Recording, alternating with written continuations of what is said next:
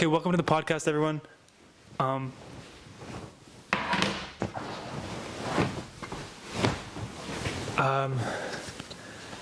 New podcast. New podcast. Here we go. Mike 5000 podcast. We still have to come up with a name, or maybe not. Fuck a name. Podcast today is a pilot episode. It's the first episode. It's like a virgin episode. No. Maybe not. It's called pilot. Pilot works. And we haven't decided what we're going to talk about yet. I'm going to write some ideas down. So Shane wants to talk about the idea, the state of the world. Oh, this is Shane Issler. So let's start from the beginning. How'd you get your start? My start. How'd you get your start? How'd I get my start? How'd you get your start? Well, I grew up in Trochu. It's a small town in Alberta. So it's like, if you know where Calgary and Red Deer is, it's kind of like in between there. If you don't know where it is, that's like southern Alberta, basically. So I grew up in a small town, and I was born at a very young age. And so I moved to school in Calgary. I studied massage. Ooh, that's crisp. That was crisp. I moved to Calgary to go to school, and I guess that would have been 2018. And I moved out at 17. I was born in November, so when I went to school, I was still underage. So that's weird, but... Yeah, what made you move out at 17? I just didn't really want to stay in my hometown. So it was... Yeah, I loved Trochu, but it was just... I knew that staying there would have been very... Like, I had a ceiling in my town of what I was going to do. And I just knew, like, if I could get out, that just my potential was a lot more. And I had wanted to go to chiropractor school, and then it ended up being a little bit too much. So I secured things before I even ever really made a decision. I basically applied for school at Mount Royal, and then I got it. But before this, you already wanted to get out of your town. You felt like you were limited in your small town. Like, Yeah. At what point did you feel like your town wasn't enough for you, or did you realize that your town was too small? I think I realized it quite young, and the reason why is I swam competitively. So what happened is, when I was in my small town, like, I had this swim club, and it was great. It was like the neons. We had this little fish logo. It was great. But what happened is I ended up advancing beyond the level of the club, and my coach said, "Hey, I think if you want to continue swimming, you should find a coach more advanced than me." So I was, looking back now, really grateful that she had done that. Shout out Cecilia. So I went to Olds, Alberta is like 45 minutes from my house. So it was obviously a conversation I had with my family, but I started swimming for Olds. It was a little bit more money, a little bit further. And then already getting outside of Trochu, getting to see other people, be around other people, I already realized, not being exposed to the environment of my hometown, I was becoming a different version of myself than I would have been. Like, you're the sum of the people that you hang around, right? So most of the people that I hung around at the time was my girlfriend, my best friend Brandon, and my siblings and parents, right? So, like, those were like my people. So I was very like those people, but because I was swimming in a way so often as an athlete, I just started to become a different person, and I liked that version of me a lot more than kind of the me from before. So it all came from swimming. Swimming was huge for you. Yeah, and I started swimming because I was fat, actually, so that was cool. But yeah, my friend kind of got me into it. But yeah, and then transitioned, and basically you see the grass that's greener on the other side. And how did you like being fat? Didn't love it, man. I didn't used to be fat when I was like really young, but for whatever reason, any baby fat I had left, I think, stuck. And then I also have always loved food my whole life. Still love food. And, like traditional home, eat everything on your plate, don't leave any leftovers sort of thing, was just what I did. And I just remember being this kid on the beach, and I had bleach blonde hair still at the time, just being younger. And it was like, I remember styling it purposely messfully, like making it a mess, so I thought it looked cool. And there's just a photo of me, and it's like I didn't have a gut, but I had a lot of like Michelin tire rolls, and I was like, screw this, I got to make things happen. And then I got bullied. I had a really tough time in like grade 5, grade 6, and kind of worked through that. How do you feel are you grateful for the bullying? Do you think that fuels you at all now? Or do you think that you would have rather not had that experience? I think I still would have rather not had the experience. I don't think that it, like a rise from the mud type hero story. Like I'm not, a hero or any sense, but I just like, that's not what it was. It was just kind of like a bunch of people being assholes. And I was just kind of left out and felt singled out and just not in a great space. And I didn't have that much influence from anyone else other than my family. I was close friends with Brandon, but Shout out Brandon. Yeah, shout out Brandon. But I'm not really close with him anymore. And then, yeah, like I was kind of like, everyone like low key kind of hang out with me, but I wasn't really friends with most of the people. I was just, I think it was Everyone just knows an it's going identity thing. I've always wanted to be someone that's liked by everyone. And when you try to be liked by everyone, you're liked by no one, right? There's no one place that you fit in. So yeah, like getting back to where I was. So when I moved out at 17, I had no idea what I was doing. I knew how to cook because I'd kind of done some meal prep. So I think that had a big advantage for me because I liked food. I had a lot going for me because I was really disciplined from sports. And I just kind of like showed up to school. I had worked hard. I wanted to be there. What was different from high school to university is it was something I wanted to do. So it was a very different way showing up. I was in an accelerated program that's like 3.5 years of school and 2 years. And it's a lot, just like any university course. The first semester is designed to weed people out, and our class like cut in half in the first 4 months. But I just like found my niche. I worked out, and then when I moved to the city, obviously it was like a culture change, and just being able to see so many different people, and I just made a lot of new friends and really good friends. And I don't live in Calgary anymore. I live across the country in Ottawa, but I'm still friends with a lot of those people that I had made, like connections with before. So what's cool is Calgary is very hiker community-esque, being close to the mountains, and that's kind of something that I've always loved. And more as I found that niche, I was almost like, if you were to describe me, I was like, the massage therapist guy that hiked. Like those were my two identities of who I was, and I was just really able to discover that living in Calgary, being surrounded with those people, and yeah, that's kind of shaped a lot of where I'm at now. So, Right. So during school, you kind of found this. I'm just trying to summarize this a little bit to like digest it for myself and like change anything that I'm saying just for clarity or anything like that. So you've kind of adapted this driven, ambitious, sort of goal-oriented, athletic personality now from swimming. Now that you've moved to a bigger school for university for massage therapy, and you continue to be driven and excelling now that you're fit and have routines. Yeah. And have a better schedule and more, what's that word for, like it's a really basic word. When you do something Habit. often, not driven, not motivation. Ingrained. No, it's like a routine, ritual. It's like to be able to go to work every day or wake up at 5 a.m. every discipline. So yeah. you have a good sense of discipline now with work and everything like that. Or did you always have that, or is that developed through swimming? Do you think? I think it was definitely developed, and I think like I've never done anything special. I appreciate you hyping me up in this sense, but I don't think I've ever done anything special. Like I was not born inherently, better or worse than any other person. I think everyone's really born the same, but. I think what I just had going for me from sports and just from kind of my exposures and different influences, I just developed a couple of really good habits that were just like basic fundamental things, like, not going on my phone all the time. Like I didn't spend 8 hours on my phone, and knowing that I actually value working out. And that came from the why of, I think, being fat and, losing the weight. But I just learned to enjoy working out, and then I appreciated good food. So I cooked for myself, and I'm a firm believer, like if you're like following somewhat of a diet, not eating like a ridiculous amount of like sweets, if you're getting enough sleep, if you're exercising and drinking enough water, like it's pretty hard to not be in a good spot, mentally, emotionally, physically. And I think I didn't know it at the time, but just having those habits, I think just allowed so much more to happen. It just created more of a pathway than, maybe someone that wouldn't have those habits. So.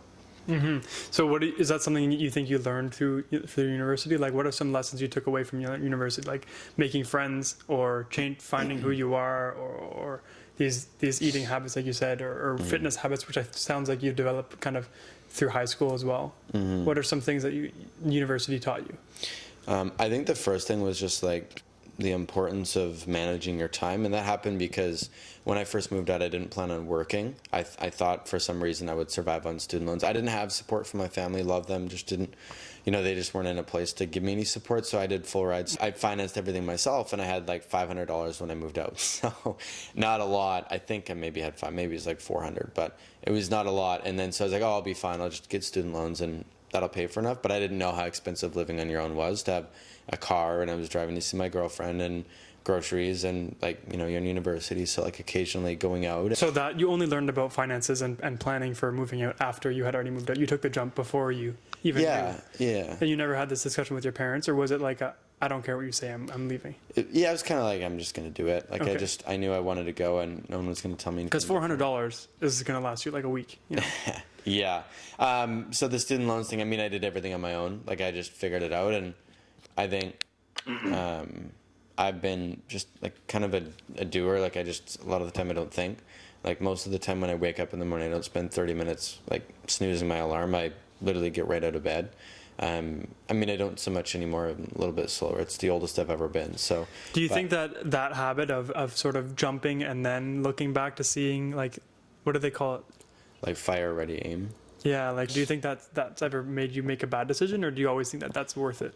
Well, I think that there's always going to be some good and some bad decisions, and I always do my best to, make the best decision with the information I have at the time. I think whether it's like politics or military or anything in life or relationships, a lot of the time you make the best decision based on like, the knowledge that you have at the time.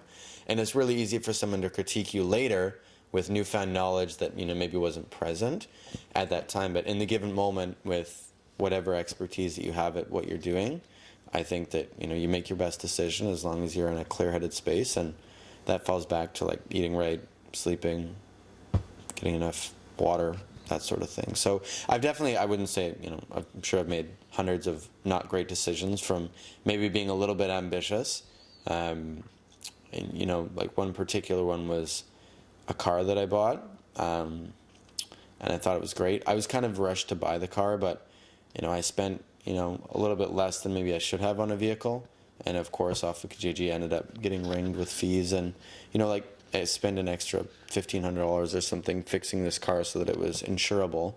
Like, that's just one example. So there's times where it, maybe does backfire, but I think more often than not, it's like, like you're better to do it.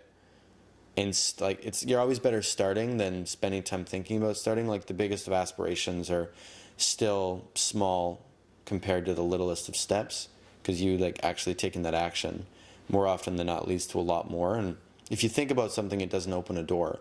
But if you take action on something, so simple, all of a sudden opens up these new pathways that maybe you didn't see before because you've moved that 1 inch forward. So. And you think that's helped you be successful? Yeah, absolutely. So do you think that some of these factors, like, you developing these habits through swimming, and then the athlete's mentality of discipline, that carrying over to university, do you think that's given you the confidence to open your own business? Is that played a role?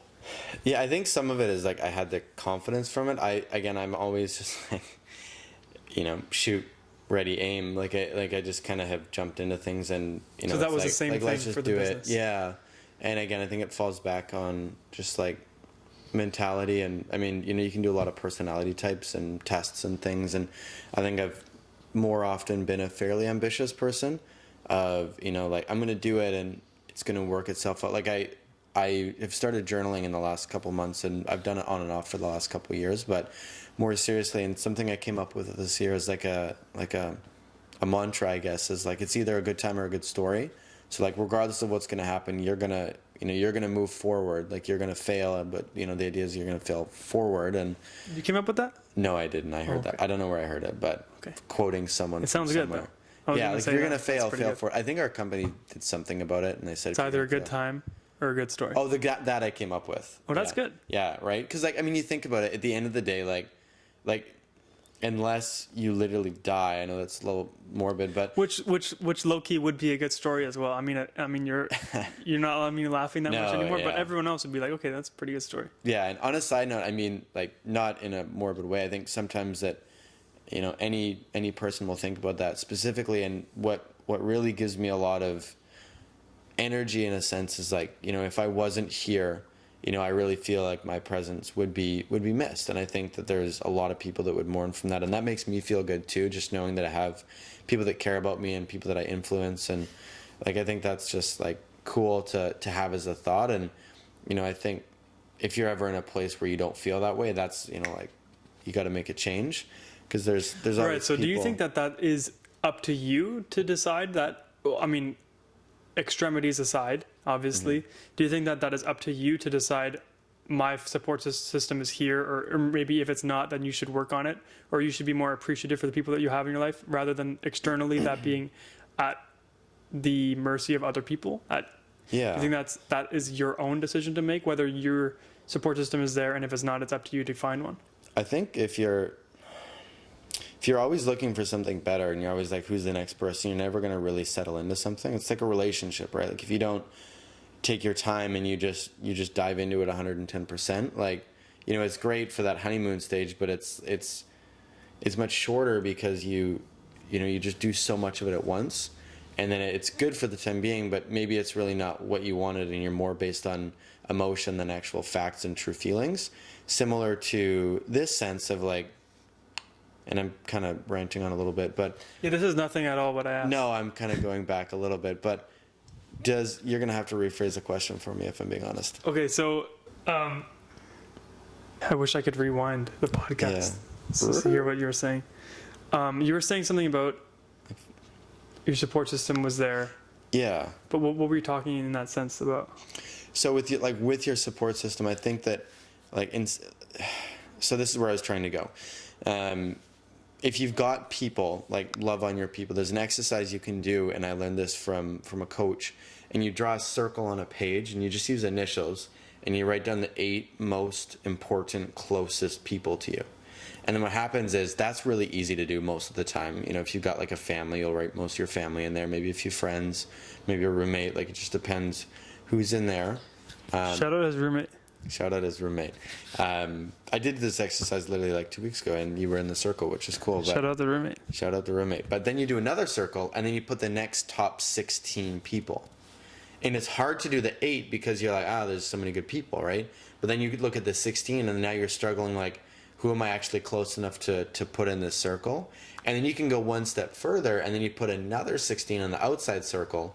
And what happens is the most outer circle is often the circle that is draining energy from you, people that are in your life, but maybe aren't really providing you value. If they were, then you would want to bring them to a closer circle. The people in the middle, those are the people that you want to be closer, but maybe you feel restricted by, you know, some external factor, whether it be time or the type of person that they are. And then the people that are closest to you are typically those that have been there since the start. So back to your initial point, those people in your initial 8, they can be swapped out and subbed, but if you have them there, you know, they're like, there's no use throwing out a good thing. So with these relationships, if you have them, I think you should work and foster them. And if the relationship at a certain point is in a place where you're like, well, you know, this isn't providing me value, and this isn't, you know, someone that really has my best interest at heart, then they probably aren't actually in your inner circle.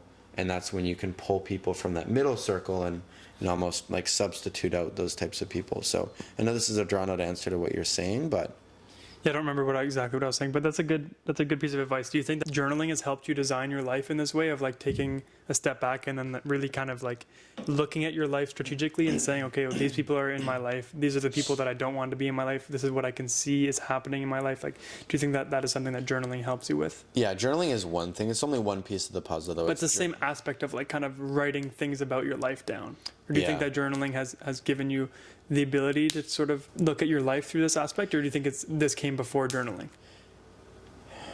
Do I think what part came before journaling? This sort of like designing your life. Well, I think, because journaling is a newer thing for me, like relatively within the last 2 or 3 years.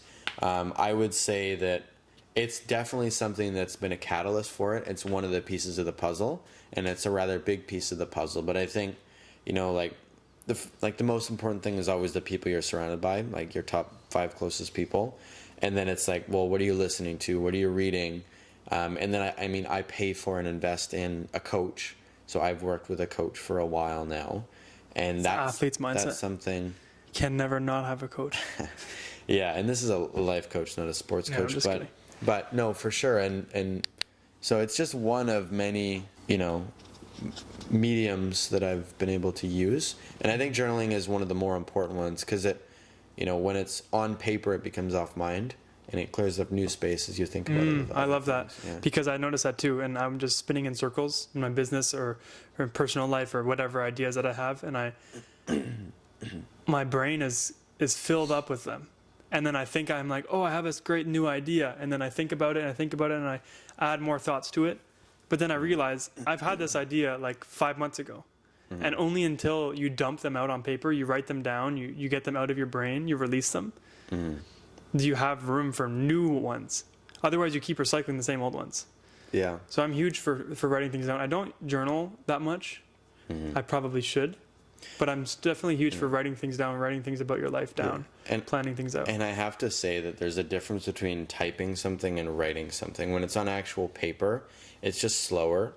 It's almost like thinking through your thoughts. I don't know what the number is, but, someone thinks, 100 thoughts a second or something crazy like that. But when you think about that, if you can put that in slow motion, it gives yourself time to actually comprehend and process some of these things. So as you write it down, it's almost like, like if you're having an argument and you're texting, you're often going to say more witty, more specific arguments back to the person because you have time to think and text. Versus if you're live, you're speaking, more on emotion in front of a person. Right. So journaling is almost like a forced meditation. It forces your brain to relax a little bit and to chill out. slow down. And I mean, especially like something that I also do is I make sure I can't see my phone when I'm journaling. So I'm just in my flow state of, I'm journaling right now. It takes me like 20 minutes. I write 2 pages pretty consistently. Mm-hmm. I don't plan to write 2 pages. That's just pretty regularly where I end up. And there's no one place I start with journaling. Some people have like methods and they write down, here's what I'm grateful for, here's what I want to accomplish, blah, blah, blah, right? It works for different people. I just start writing about whatever's on my mind. Like yesterday, I just started writing about how I love my new office. I moved to my new office, how I like it. Then I got into my energy state and kind of how I feel like I'm in a better spot. And moving is like symbolism of like the new version of what I'm doing this year. And it turns into a lot more than maybe it would have if it's just a thought that breezes by you. Yeah, it's almost like clarifying your thoughts. Mm-hmm. A thought comes up for the day, and a lot of times thoughts only come up for the day. Oh, I'm so grateful for this new office. And then the next week you're already, taking it for granted. But journaling maybe takes one day at a time, one thought at a day at a time, and then kind of expands on that, goes into detail on that. Okay, why is this important? That's a good point of like, okay, well, if I can take a second to really see what I'm grateful for, see what happened today, I can become more grateful for things that are daily things that are happening in my life. That's a good point. And what are some things that you've taken from being an athlete growing up into your life now? Yeah, I think like the first and like most important thing is just like doing. It's like what I was saying before. You're always in a better spot to do something than to think about doing everything. I think just like the work ethic and then just embracing like the struggle. So hold on, you're saying do one thing instead of trying everything? Is that? No, I'm saying like instead of, it's like what I said before, like the smallest of steps is greater than the biggest of aspirations. Doesn't matter how much you want to do. There's too much wisdom for me. I don't know what you're saying. So let's just say the smallest of steps. Let's just say you want to. So action is better than theory. Yeah. Okay. So let's just say, like applicable. You want to start exercising, right? Instead applicable. Excuse me. Is that? No, I'm just kidding. Did I say applicable? No, you're shooting shots at me for not exercising. No, no. So just take exercise as an example, right? And James, this comes from James Clear too in Atomic Habits, but like you can think about every workout plan and the exact distinct, like I'm going to do this day. I'm going to work out 4 times a week. Here's my meal plan for the next month, so I don't have to think about it. And you can spend 5 weeks planning this, or you can just go to the fucking gym, or go for a walk, or do 5 push-ups. Like doing something, posting no zeros. So that's what a small step is like going for a walk. Yeah. You want to start exercising and working out. You don't need to go get the gym membership and do this. You can just go for a walk. And I think you do at some point, but like you don't have to do that, right? You don't. I think. But to begin, you don't have to do this massive step. You can just take 5 steps. That's a good point. Yeah, if we use like a fraction of the time we spend thinking about the things we want to do, we could accomplish so much more. I think so. That's a good point. And you learned that from swimming, you think? Yeah, and so going back to the athlete thing and like things that are transferable, I think like the doing that I just kind of explained of like just, hey, this is what I need to do. Let's just do it right now. Let's not think about it. Just let's go. Like that's been really helpful. And then I learned just going through sport, like when it burns, when it hurts, like in sports, they teach you that when you feel like you're at your max, that's like 40%. You've still got 60% left to give. And Sounds like David Goggins. It's also David Goggins. Shane Goggins. Shane Goggins, yeah. Was your coach David Goggins? No, I wish. David Goggins. Does David Goggins have a kid? Don't think so. He wasn't your coach? No. It's also. So you think you take that from into like business life as well? So like when you're trying to do something, you realize that you have so much more left in the tank. Yeah. Because you work long days. Like it is currently 11:38 p.m. So we just wanted to bang this podcast out quickly as like, I think I told Shane, let's do a podcast. Or I said we should do a podcast with this guy. And then he said, let's do the first episode right now. And I said, all right, bet. Yeah. So Shane got back at what, like 9:30? Yeah, 9:30. So what time? And you were there. You were gone before I woke up this morning. So you were gone before 8. What time were you? Yeah. So I woke up at like 5:40, and then I went 5:40. to the gym, and then He's flexing for the podcast, by the way, everyone. well, I don't do that every day, but it's like this is a busy season for me, so I just wake up early, and there's free parking when it's early, so it's a little extra motivation. But so how long were you at the office for? I got there just after 8, and then I left at 9, so 13 hours. Yeah, but I mean, like I took a walk, like I went and got a haircut, like I wasn't fresh working cut. the whole time, but Yeah. Put a 1 in the chat if you think it's a fresh cut. It's called a low fade. Yeah, low fade. Shout out Karen. Shout out Karen. Yeah, so do you think that you've taken that, being able to give 13-hour days at work because you've trained yourself to know that there's more left in the tank? Yeah, that's definitely part of it. And it's just, I mean, because I've always had that mentality, I've built the capacity around being able to do that. Like, if I were to work this schedule that I'm at now from the version of me 2 years ago, I don't think I could do it, right? But I've built up that capacity. That capacity is like a muscle, right? Like, it's going to get stronger as you work it and as you do more. Is it easy for you to do 13-hour days, or is there a point in the day that you realize this is the point where I'm tired and I know I have to push through and I have 4 more hours or something crazy like that? Yeah, or is it easy? Yeah, and I mean, part of it is I love what I do. So, like, I'm never like, oh, I can't wait to go home in 4 hours. Oh, my goodness, there's only 3 hours, 2 hours and 55 minutes, 2 hours. I'm not like that mentality. So liking what I do is important. And then energy management. And then it goes back to, like, if I'm exercising, drinking enough water, I ate good food that day, and I slept enough, like, there isn't really a point where I'm getting that tired or burned out. Like, there's a point where my energy will dip, but then I'm aware of that, and then, like, I'll change my state. That's when you chug the 5-hour energy. Yeah. I see those in there. 5-hour energy. No. Bubbly. Or bubbly, I'm not bubbly. sure. But no, so I then I'm just aware of my energy, and I'll get up and I'll go for a walk, or I'll work in a different space that's not my office and more of like the common area, or if it's nice out, go work on a patio in the sun. This is all throughout one day. You do all these switches. Yeah, like these 13 hours. I'm not sitting at my desk for 13 hours. It sounds like 127 hours. It's like your day of hell. 13 hours. Oh, I have to do this. Then I have to go get a haircut. No, I'm just kidding. It sounds nice. So you found a way to like kind of make it go by quicker by changing your scenery. Yeah. Doing quick things throughout the day, going for walks, changing these things. Yeah. And my job itself too is not the same repetitious thing. If you work at, like a typical retail store, I mean, you fold clothes, you take cash. I hear those interviews going on all the time. I could probably do your interview script now. Yeah. That's pretty repetitive. Always recruiting, right? High turnover rate in sales. But, you work a retail job, you figure out what you need to do, and you do the same thing over and over and over again. So after 8-hour days, your third year on the job, you're like, holy shit, I get it. Like, I know how to fold a pair of damn pants. It's not fulfilling. It's not exciting. But what I do is, like, there's so many different things because I'm running my business. I'm not an employee. I'm a business owner. I'm a businessman. I'm a businessman, a big businessman. I'm not a businessman. I'm a businessman. Man. But because of that, I'm like, I'm doing all these different things in my business. Like, I wear a lot of hats, and I'm learning to delegate and do less. Not today, though. You got the fresh cut underneath. No hats today. No hats today. Tarps off, hats off, all the good stuff. Yeah. So do you find that when you're done, you're like, when you leave, like, were you planning to be at the office for 13 hours a day, or Yeah. do you only leave when you're done? No, I Like, planned at on. what point, what if you don't finish the work that is due today?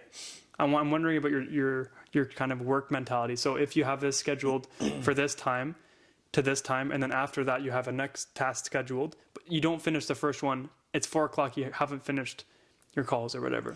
Yeah. Do you skip that, move on to the next task, or do you go into the next task finishing the one before? Yeah, I think within moderation, it depends on like the importance of the task. I'm a very big protector of my time because I do so many things.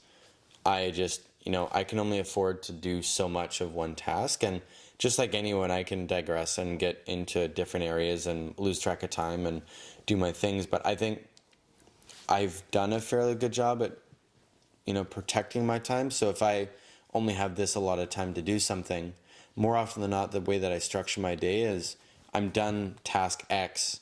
This is the time that I have to start this, which often involves another person, whether it's a call or a meeting or an interview.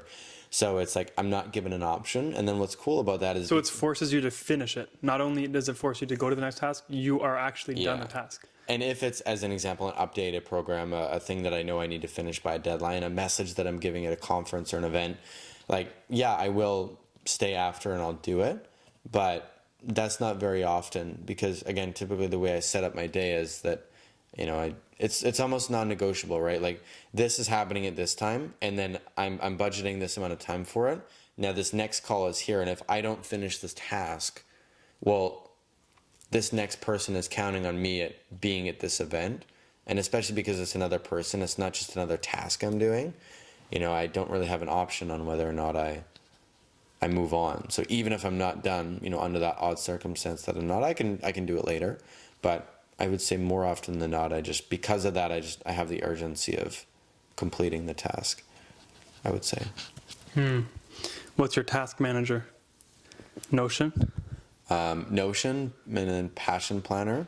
Shout out Passion Planner. Yeah, Passion Planner is like, I have a award in my book that's like, find this book and I lost it and I'll give you $100. Like it's so... 100 beans? 100 beans, yeah. 100. What if I steal it from you and give it back to you? Do I get 100 beans?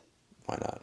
And like that thing is... That sounds like passive income, baby. My life is just in that Passion Planner. Like every important event, birthdays, events, scheduled things, it's all in there. And anytime I figure something out, it's like my brain on paper, right? Dump. Everything that needs to go in there. Yeah, not even a brain dump, but just like, I use different planners on Excel and printed sheets, but that's like my, this is like Shane's life. This is what's going on. And you'll see everything in there from, like whether it's like hanging out with friends or traveling or getting on a plane or work or like it's all in there. So. And what makes you want to write these things down rather than keeping them in something like Google Calendar? For me, I love to edit things, move things around. Oh, actually, I want to change this. I want to change the name of this. I want to move this to this day instead. That's what got me off of writing things down in a notebook. I valued the tech aspect of editability and sort of transferability. I don't want to use these big words, but moving things around, really just editability. Do you find you struggle with that at all, or do you really value the aspect of writing things down? I think I just really value it. B, it's just I use different. So the way that I schedule my planning is I have a general template typically for a 4-month period, and this is my core structure. That's also what will go in my Passion Planner because it doesn't change. And what's cool about paper is it's in your paper planner. It's written typically in pen or highlighter or something that can't be erased. That's a commitment, right? I don't recommend writing in highlighter. Whatever.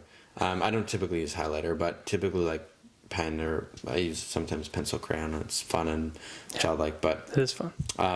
It's in there. Pencil crayon? Is that what you called it? Pencil crayon? Pencil crayon. Is that what it's called? The colorful. Colored pencil? I don't remember what color those are called. pencil. As Crayolas, No, those are crayons. No, crayons are wax. That's a wax crayon, and then you've got. Oh yeah, I gotcha. Yeah, but my core schedule goes in there, and then I have all this white space, so it's just my central hub, and it's just easier for me to process when it's on paper. And you can look at a Google Calendar, and I can use that, but the way that I structure myself, and this is just what I've found to be A, most efficient, B, most easily replicatable. It's easy to love Google Calendar or all these other programs that are out there, but it's okay, are you consistent with it, right? are you really using it to the fullest potential? And I don't know, I've always liked the paper because I have like my system, like a lot of what I do is systems, right? So my core schedule goes in the passion planner, and it's also on my template. And my template is on my wall. I can look at it at any point in time in my office. But that doesn't automatically transfer over. It does. Oh, what kind of passion planner are you talking about here? Oh, it doesn't, no, automatic. No, I mean like, yeah, it's the same. It doesn't automatically, it takes time to scribe it out, but also mentally I'm walking through my month or my year when I'm putting it in. Yeah, I want to ask you, how far do you plan out? Up to 12 to 14 months, depending. Oh, more than a year at a time. Well, it just depends on the event, right? Like, this is within your business, nothing personal that you're planning out that much? Yeah, like, so an example, next February I'm supposed to go to Xcaret, Mexico, and that's just like a trip that's already planned, so that's in there. Same thing with like, small ideas for birthdays, right? And like things that are happening. I know when my mom's birthday is, my dad's birthday, and right. That's something I really value too, like you said, of getting these things out of your, what was the saying you said, for things out of your brain gives you room for things in your brain?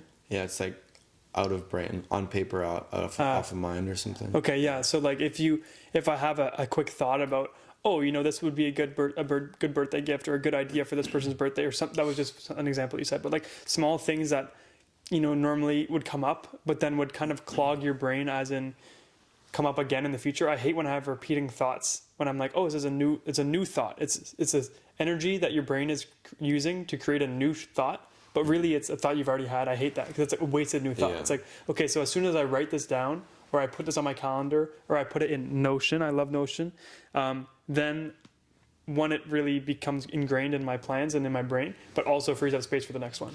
Yeah, and like I say, my system is like, I have this core template on the wall. I have my passion planner, and then I also am operating with a staff. So then I create an office calendar, and it's maybe a little bit less efficient, but then I have... Yeah, so you got to look at Google Calendar. Yeah, I have a couple, and the thing is it's it's different calendars for different things. So I have an advertising calendar, I have an office calendar, because the office calendar is what I share with my staff. Yeah, right? But you can do this on Google Calendar, and you can either look at one at a time, or you can look at them all at the same time, and you can see all. Yeah, no, and I know what it is. I just. Okay. And what I like about Google Calendar is you can go in and you can set reoccurring events. It's the same. It's good. Like, I do like that. I don't know what it is just about using the passion planner. It's just because it sounds like you like writing. You like writing things down. Like, this kind of comes from like the journaling aspect. Yeah. Of it. It's like, okay. Yeah, and maybe taking time to think about what you need, what is important for this task, slowing it down. Yeah, for sure. Because again, I totally could, and it's not me being like grandpa. Like, I'm not going to change the technology. No, I agree. Some people love writing. Yeah, and there's a lot of things that I prefer to digitize. Like, the only things that are on paper is like. It's a good word. Thank you. The only things that are like actually on paper for me is like when I take notes. No, that's Notion. Actually, it's Notion now. The only thing that's on paper for me is my passion planner and my journal. Everything else is digitized, but those are just the two things that just work. It works for me, and it's creating the results that I desire and getting me to where I want to go. Yeah, and you've kind of like worked on like a work back schedule. You mentioned you're going to Mexico, and this is a trip that you kind of need to hit certain goals to afford to do, right? So you've kind of scheduled your time into, I need to do this by this time, and then that will allow me to do this by this time, and then this by this time, and then in order to achieve this Mexico trip, which is already booked in my schedule. Yeah. Okay, and you think scheduling things that you haven't yet accomplished, do you think that is something that you try to do, and you try to like write things down that haven't even happened yet, but you try to like work those into your mind, almost like a manifestation? I would say that, yeah, and this goes back to what I said before, when I write something in my planner, it becomes a commitment, right? Like, there's another thing that the same coach that taught me that circle exercise, it's a thing called the decision train. And so you can picture it, there's the rear of the car, and this is decisions, the middle is actions, and then the front car is feelings. So most people make these decisions based on feelings, right? That's the caboose, right? The main engine is feelings, and what happens is, when they feel good, they take these actions that lead to them making good decisions, and it propels the train forward. But the thing is, when you're all based on feelings, and this goes back to what I'm saying about the passion planner, if you don't feel good, you don't take the action. It's like in the morning when you wake up and you say, I'm tired. you identify with being tired. I don't have the energy to get up. I am taking the action of snoozing my alarm. And now this impacts the decision that you make to actually do that. Whereas the proper thing, and if you really want to have the success, is like the decision needs to be the caboose. And your decisions are your commitments. So for me, putting something in the planner, it becomes the decision, right? Like so the planner helps you make the decisions, take the emotion out of your decisions. It becomes just a commitment. Like it's like showing up. You know, it's like my job is to show up and do this at this time. And you have the discipline to stick to these decisions. You kind of take the emotion out of it. There's no decision making. There's no deciding whether you're going to or going to not do this decision. Yeah. You have already decided this is what you need to do to accomplish this. It's in the planner. You're doing this. Yeah, and being the business owner, like I have a division manager, but like, I mean, technically, if I had an interview that I didn't want to show up for, I could not show up for it, right? And obviously, I'm, you know, the business owner, I'm not going to do that. But because of that, like my planner is almost like my boss, my thing that tells me what to do. So when I look at it and it says it's Wednesday at 3:35 p.m., I just finished my DM call 10 minutes ago. I know that I have an interview in 5 minutes. That's my decision. That's my commitment. Almost like a boss or a manager saying, do these papers. I don't have that. You have paper telling you to do that. The paper is like my manager. It's a flat boss. Yeah. So I'm because what's cool is going back to the decision train. I make the decision when I'm feeling good. It's like when the night before you say, all right, I'm going to get a good night's sleep. I'm going to work out in the morning.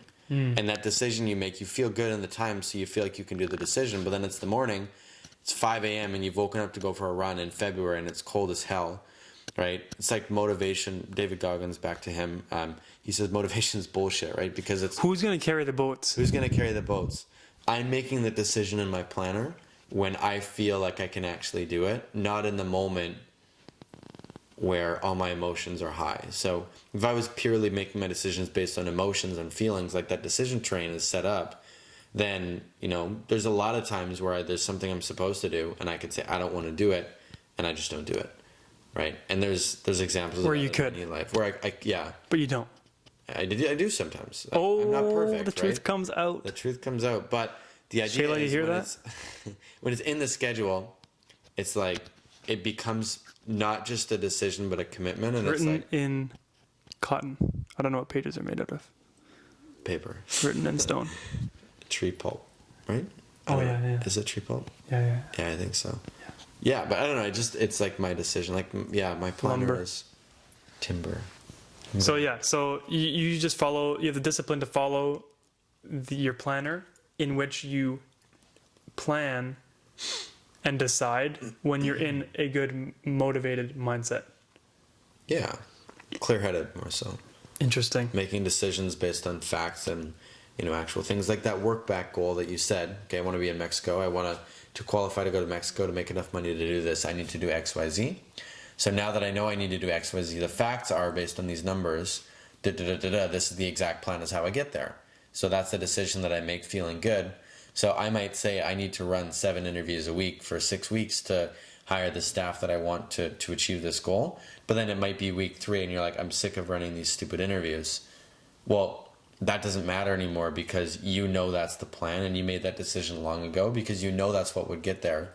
But if you were going based on feelings, then you might not run the interviews. You might stop after 3 weeks. And what happens is, and this is an Atomic Habits thing, if we don't have instant gratification or pain, it's a lot harder to form that habit, right? So you not running those interviews in this example, that day, that feeling, you say, oh, it's fine. I'll just run the interviews tomorrow. But then tomorrow you might not feel like it. And then the day after, maybe you get some motivation, you do, but you're depleting and you're making all these decisions based on feelings instead of fact, because the pain is down the line when it's December 31st and it's the last day to qualify and you're nowhere near your goal. Now you feel like shit, but you didn't feel like shit in March when you're supposed to be running it. PG, please. It's delayed.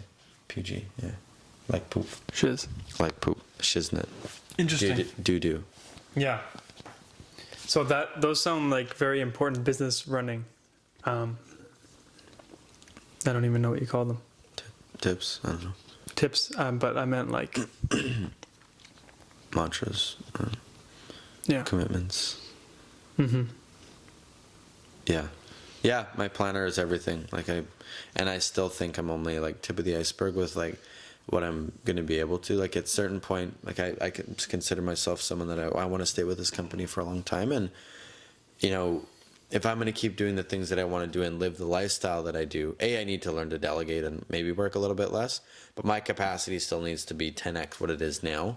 When I think about like starting a family and wanting to travel and wanting to do all these other things, like, you know, as a dad, you can't just not feel like changing your kid's diaper. Like you gotta do that. Right? It's written in the planner. It's written in the planner. Change Time diaper. to change it. So do you see yourself, like you have the ambition to see yourself growing in your business? Is this in this current role? Are you going to be growing, or do you have bigger aspirations outside of this business? Or how do the aspirations and let's take out of the what was your plan, 12 to 14 months into the 5 to 7 year? Mm-hmm. Yeah, and I think like there's opportunities. We've been rebuilding like our Canadian branch of our Canadian region, I guess, within, you know, the corporation, that there is opportunity and, you know, things that I would love to move into. And I think that at a certain point, like, you know, this is a position where you can never just take that employee mindset of do enough to get by and not get fired. Like if you do that, your business goes down, right? Like you always have to be doing something, always have to be growing. If you're not growing, you're dying, right? If you're not moving forward, you're moving backwards. There's no stagnancy. You're very, you know, in movement for like, you know, how you're moving forward or backwards. And I'm saying the same thing in 7 different ways. Yeah, I don't know if stagnancy is a word either, but stagnancy. It sounds good. To be stagnant. But maybe it's a word. I mean, we've had this discussion a couple of times about other words. Stagnant. What was the humble word? Humiliative. Humiliative. They sound good, but I don't know if they're official or not. I like to sound cool, I guess. Maybe. I think we should probably like Urban Dictionary. Who creates this words anyways? Like why, you know? Yeah. If they're adding these slang words to the Urban Dictionary that eventually make their way into Webster's dictionary, we should call up Webster ourselves and say, look, Webster, we got our own words. Webster, I have a proposal. We got humiliative and stagnancy. Yeah.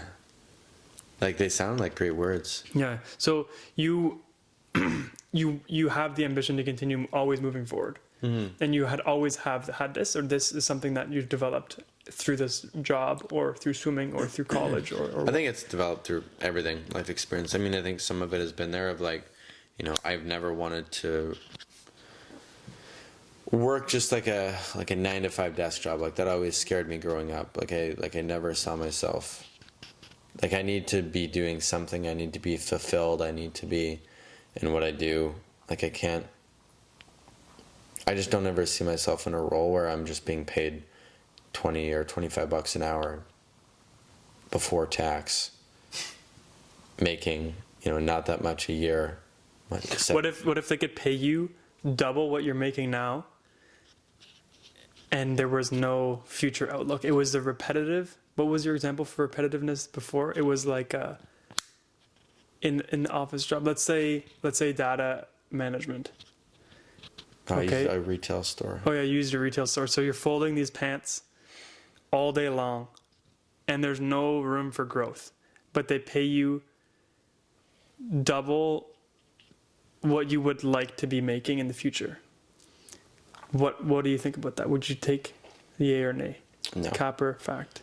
No, I don't think so. You wouldn't take it? Because, like, I'm not really, like, money has never been, like, a really big thing for me. I've always thought that, like, I was in a place a while ago where money was starting to be one of the decision factors in my decision process. So, and I hate that. Like, I don't really care about being wealthy or broke or poor. I just know that whenever I make a decision, I don't want it to be influenced by the amount of money in my bank account. So part of the reason I work hard is that that's not a problem, right? So, you know, with where I'm at right now, I'm by no means like a millionaire or a billionaire, but like I've always structured my life so that when I want to do something, I'm making a decision based on practicality, based on what makes sense, not based on like, oh, I just can't afford it. You know, like I hate that. So money isn't a huge motivator for you. So no, you think you're more driven by the room for growth and fulfillment. Room for growth, opportunity. What do you think is fulfilling for you? Growth. Seeing others it's like John Maxwell, right? It's like that fifth level leadership of like developing others to develop others.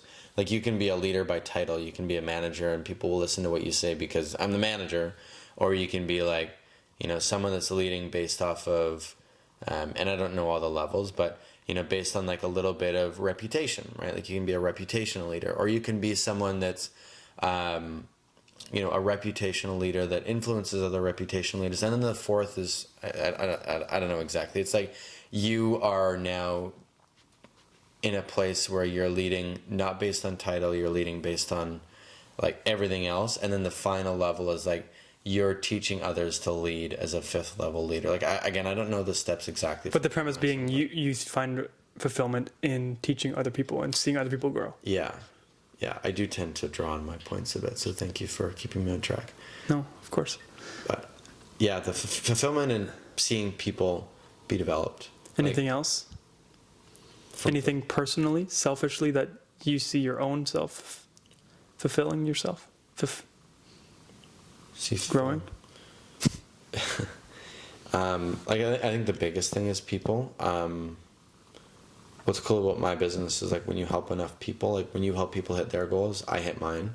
So like obviously I have my own goals, and it's like my goals are going to happen from the summation of everybody else's goal, right? So if I take my whole team, I'm like, okay, if each of these people on my team hits this goal and I summate that and put it together.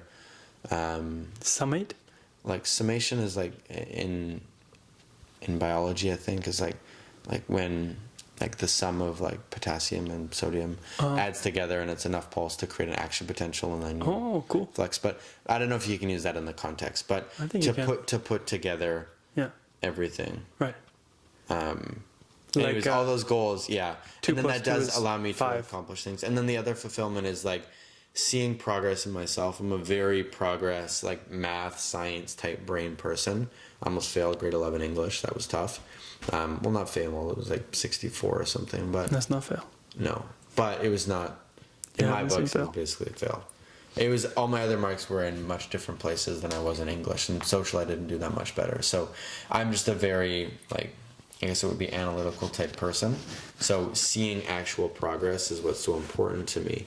So the fulfillment comes from seeing progress. It's like in the gym, right? And you're like, wow, my arms look bigger, or my chest looks more defined and my abs look better. Seeing progress really fulfills I'm not like that. That's only you. Maybe not. Maybe it's just me. No, I'm just kidding. I'm just kidding. We're working on the gym, all right? We'll get those big arms someday. Those big abs. Yeah, the big abs. But you like to see the progress in that. Yeah. Of yourself too. If it doesn't look like anything's moving, it's really tough for me to carry forward. And is that something that you learned from, do you think, swimming? Or do you think you just love progress? I think it's just like the way that I am. I think I've always been a progress person. That's why I got into massage therapy. Is same thing. It's not the same repetitious thing. It's, It's also helping people too. Again. That's what I mean. Is it's helping people, and then, you're like doing these different things, right? So. And you can kind of progress people. You help them through their injury. Is that massage therapy is a lot of injury work? Yeah, and that's why depending on what you do, but just like. That progress-oriented thing is like someone comes in and put in layman's caveman terms like, ouch, this hurts. I saw my massage therapist. Wow, I feel better. Like, that's like awesome for me. So, same being the hero. Like, and that's why I got into massage. Not being the hero, just like, because of my influence, this person is living a better benefited life. And and so that's why I got into massages, because I wanted to be that person that was to help other people. Yeah, and bring them out of and I already pain. knew that I got fulfillment from that. So. And what made you become a sales manager rather than a massage therapy? Because you went to school to become a massage therapist. You finished that, and now you run a sales office. Yeah, completely different. So I started when I initially didn't plan on working, I started working with the sales company and working really part-time. And this is during school? During school, yeah. Okay. So this was like November, so I just turned 18. Realized I needed to make some money. I was going to plan on working for like part of November and then December, part of January, and then quitting and then having enough money to hopefully get through to the spring and then work during the summer. But what happened is I just, I did well. I made some money and it was flexible enough to continue doing around school. So when the time came to make a decision, quit or stay, I stayed. And that summer, just from the work that I'd put in, this was the summer of 2019, I became an assistant manager. So I earned that promotion, and I helped the team do really well. And I really enjoyed working with people, and again, that fulfillment. And what was really cool about that is I was able to help and work with hundreds more people than I would have had opportunity to be exposed to as a massage therapist. And I really liked that. And I still wasn't committed to that job, but then in the fall, I got flown out to see our factory, to see our leadership team, and it was just a really cool event. And got told more about like the district manager opportunity, running the sales team. And then when COVID hit, I hadn't committed 100% to being this district manager, but I put myself in an area of opportunity where that was a choice that I could make, because I'd covered all the other boxes. I dotted my I's and crossed my T's and did the extra stuff right across. Is this something that you also jumped into without kind of thinking too much about it, or do you think that? Okay. Absolutely. But so what happened with COVID is I was like, crap, like, this is going to last a lot. This is COVID. a freaking pandemic. Like, Right. and everyone's like, oh, it'll be over in 2 weeks. It was like, no. That was me. Yeah, I mean, that's the opposite. I guess that's the time where I wasn't ambitious. I was very, very bare, very not bullish, very Bearish. Yeah, bearish. So you're saying you're bearish about COVID, or you're bearish about... I was bearish, yeah, because I knew it was going to be a while, and I'm like, there's no way I'm going to have good work. But maybe, I mean, you ended up being right, so maybe you're just being responsible. Did. Yeah, which is fine. So what happened is I took this district role. My company did a great job Took advantage pivoting, of this opportunity that you had. because I'd already put myself in a position of being able to do that, and I hadn't committed, and then COVID happened. I'm like, all right, this is my sign, let's do it. Mm-hmm. And I was like, initially I said, hey, let's do it for a year, and then I'll go out, and COVID lasted longer than that, and I really found a lot of fulfillment in the travel and the people and the culture and the environment and just the fulfillment of what I was doing. And again, I was impacting way more people than I would have ever with massage therapy. So that's why I made the decision to, after I opened, after 4 months, I was like, you know what, let's move across Canada. Let's move from Calgary to Ottawa. It's the biggest open territory in Canada at the moment. Let's run it. Let's go. Right. You moved because you were opening your own sales office, right? So Yeah. you moved from Calgary to Ottawa. Is that a decision also that was made without a lot of thought, or was there a lot of thought that went into that? There was a lot more thought into that. That was like, I mean, my mom, same thing as like moving out, had an opinion, and so did my dad. As moms do. They had an opinion, but they didn't have a choice. Right. I had decided it was my commitment, not theirs. What were they saying about this? They just said, you're going to be so far. We'll miss you a lot. Oh, okay. But they weren't saying it's a bad idea, right? No, they never said it was bad. And I talked it over with my uncle. He's like rich dad, poor dad. He's like my rich dad. So I had a chance to talk with him about like the opportunity, and I kind of got the approval from him, and he's like, you know what, go for it. And yeah, same thing. I mean, some of it was very bullish of like just moving out here. And when I moved to Ottawa, I had zero plan. I secured an office space, and I didn't even have anywhere to live. I was staying with my friend's grandma for 2 weeks, and then had to find a house and get car insurance, and found a great house. Interesting. Well, that sounds very good. Shane Issler, I think we should wrap maybe this up, because I don't know how long it's been. I'm really not very good at this anymore. At all. I mean, not anymore, ever. I'm not very good at this. We are progressing at podcasting skills. Yeah. This is our first step, our first podcast. And the only purpose of this first podcast is to get us to the next podcast. Yeah. So Shane might be our next podcast guest as well. I say our as in mine. But this is our first podcast. We did it because we thought we should stop. I mean, this podcast thing hasn't been an idea for that long. It's just literally been a month. I've been like, I should probably do a podcast. But this is what I was saying. The smallest of actions are better than the biggest of aspirations, right? So we win. We win. Another win in the books. You guys can mark that on the scoreboard. Thank you so much. Anything else you wanted to touch on? Yeah, I mean, I would just say like the last thing that really comes to mind for me, if whoever's listening or watching this, if they could pull something. Mark, Luke, Brian. Yeah. And Jan. Luke, Janet. Brian, J-Lo. What's up? J-Lo. What's Hi, up? J-Lo. David Goggins, James Clear. I'd like to thank my family for the Oscar award. I would just say, whoever you are, just like start with where you're at And I don't know what value you will take from this. I know there was just a lot of random knowledge, but what's cool, and maybe there's something in my story that you can relate to. And if there's something and maybe one bit of things one nugget that you took from this. People do say nugget. They do say it. They do say nugget. If there's one nugget that you could take from this whole conversation, start where you're at. Pick one thing that I said today, and again, there was nothing that I think is. There was so much wisdom. It'll be hard for me to pick one. There was a lot. But pick something. Start with that, and then just like I said, start right. Like, maybe you take away the journaling thing. You want to start journaling. Well, maybe you go for a walk if you want to start working out. Right? Go for a walk. Right. Do one push-up. Whatever. Like, just start with something. Whatever you want to do, and again, post no zeros. Post no zeros. Can you explain this? Post no zeros. Yeah.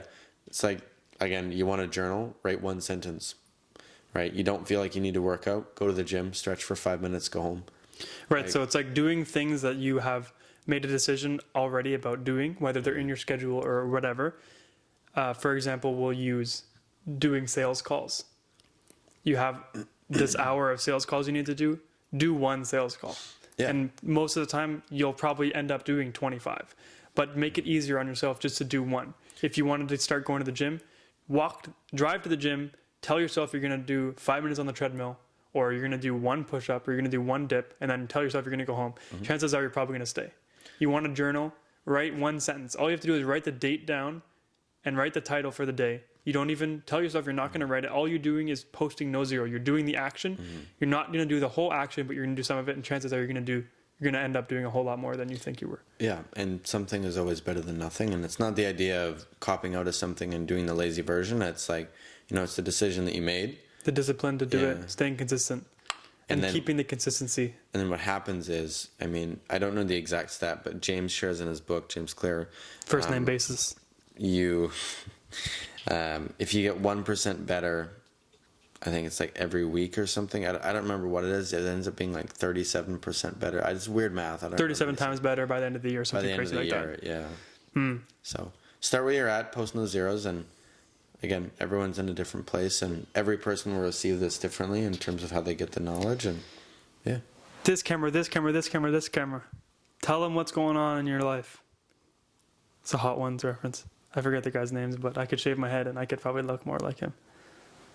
Yo. You know what I'm talking about? No. The guy from Hot Ones, the Wings guy? Oh, the Wings guy. What about him? He just says that as an outro. This camera, this camera, this camera. Tell the fans what's going on in your life. It's normally because they come on for an interview of to promote their movie.